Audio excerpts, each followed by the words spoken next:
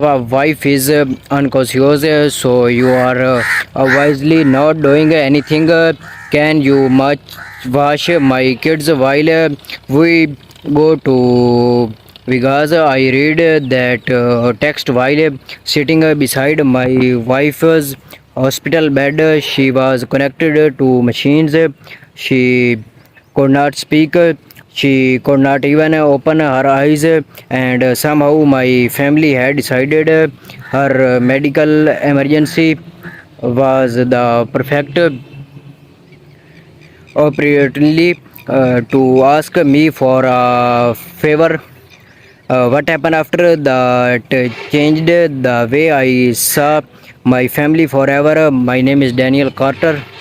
I am 39 years old, and I have been married to my wife Emily for 11 years. 3 days earlier, Emily had been driving home from work when another driver ran a red light. His car was crushed against a concrete barrier. She survived the crash, but barely. The doctors told me she had suffered a serious brain injury and needed surgery immediately. I spent 2 days sitting beside her hospital bed. I barely slept, I barely ate. My entire ward had become one room, one hospital bed, and one question: would my wife wake up? Then at 11:48 p.m., my phone buzzed. It was my younger sister, Laurian. Hi, since you are staying at the hospital anyway, can you keep the kids at your house this weekend? We are leaving for Vegas tomorrow. I started at the message. I honestly thought I did misunderstanding it. Then another message appeared. Mom said you are not working right now, so it should not be a problem. I looked at Emily. Her eyes were closed. Machines were keeping track of every heartbeat, and my sister was worried about her vacation. I wanted to throw my phone across the room. Instead, I typed sure, not because I agreed, because I suddenly realized something. They had no idea what I was about to do. For years, my family had treated me like the responsible one. If my parents needed money, they called me. If Lauren had a problem, she called me. If my brother needed help with his car, I paid. If someone needed somewhere to stay, my house was available, and Emily had to let it because she loved me, but she had warned me, you keep giving people everything, Daniel, one day they will forget you were giving it. I always told her she was being too harsh. She was not. 6 months earlier, Lauren had asked me to pay for her daughter's private school tuition. I agreed. Before that, I did paid for her car repairs. Before that, I did pay helped with rent. My parents were not much different. I had become the emergency fund. Nobody had to repay. But after Emily's accident, something inside me changed. Maybe tragedy has a way of removing the excuses you have been using for years. At 1:13 a.m., I called my friend Mikey. He worked in banking.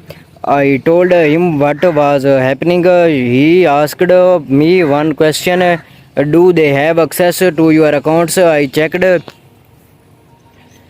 The answer secret me. My mother was still an authorized user. On one of my credit cards, Lauren was on my family phone plan. My parents had a spare key to my house. Lauren knew my garage code and I had never changed any of it. Why? Because I trusted them. That night I stopped trusting them. I froze every card my family had access to. I removed every authorized user. I changed my banking passwords. I changed my email passwords. I changed my garage code. And at 4 o'clock a.m. I called a locksmith. Every block on my house was changed. Then I sat back down beside Emily at 7:12 a.m. Lauren texted me, "We are leaving soon. Mom will drop the kids off around 9." I replied, "Don't bring them." Three dots appeared, then disappeared, then appeared again. What I wrote, "My house is not available." She immediately called. I answered, "What is wrong with you?" She demanded, "My wife is in the hospital." I know. "Then why are you asking my to babysit while you go to Vegas?" She paced. Then said something I will never forget. "Daniel, you are not actually doing anything there." I looked at Emily. I could hear her to ventilator beside me. I could see the braces on her face, and I realized my sister generally believed sitting beside my unconscious wife was not doing anything. I said quickly, "Don't ever say that to me again." She started yelling. She called me selfish. She said I did not promise. She said the vacation was already paid for. Then he said, "You are ruining everything for us." That sentence broke something inside me. My wife might not survive, and my sister was worried about ruining her vacation. I hung up. An hour later, my mother called. I did not answer. Then my father called. I did not answer. Then Lauren sent me a message, "If you don't take the kids, we are leaving them at your house anyway." I started at it. Then I realized, try it. That was the first time in my life I was not afraid of disappointing them. The next morning, my mother actually showed up at the house with the children. She tried her key. It did not work. She tried again. Nothing. Then she called me, "Daniel, the key is not working." "I know. What did you do?" "I changed the locks." "You cannot do that." I almost laughed. "My house, my locks." She became furious. "Your sister needs help. My wife needs me. She will be fine." I closed my eyes. "No, Mom, we don't know that." Silence. Then she whispered, "You are choosing Emily over your family." I answered, "Emily is my family." And I ended the call. 3 days later, Emily finally opened her eyes. I was sitting beside her when she looked at me. She could not speak properly yet, but she suggested my hand. I cried harder than I had cried in years. Over the next several weeks, Emily slowly recovered, and while she was recovering, I started cleaning up the mess I did not created. No more shared credit cards, no more free vacation, no more paying Lauren bills, no more spare keys, no more emergency money without repayment. My family hated it, but I did not care anymore. Then one evening, Emily asked me, "What happened with your family?" I told her everything. She listened quietly, then smiled. "You are finally said no. I nodded. She squeezed my hand. Good, that was all she said, and somehow that one word meant more to me than every argument I did not ever had with my family, because she was not asking me to abandon them, she was asking me to stop abandoning myself. Months later, Lauren finally apologized,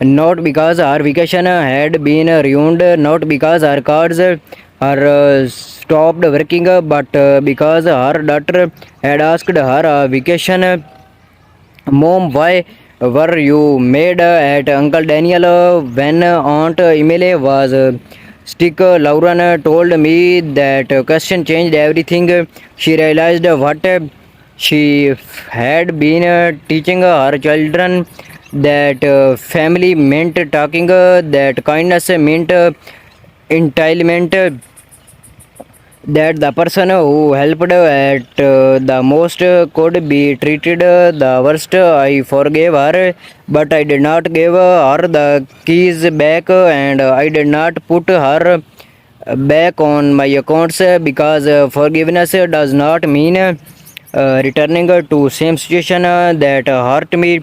Sometimes you can people love and still keep the door locked. My family survived, and somehow our relationships because healthier after I stopped being everyone emergency plan. Looked back, I don't regret changing those locks. I regret waiting until my wife was lying conscious in hospital bed to finally understand what she had been trying to tell me for years. Your family can love you and still take advantage of you, and sometime the strongest thing you can do is not save everyone, it's finally protecting the person who has been standing beside you all belong. If you were in my position, would you have done the same? Tell me what you think in the comments. And if you enjoy real family drama stories like this, subscribe to the channel for more stories, because sometimes the person you need to stop accusing is not your family, it's yourself. Thanks for watching.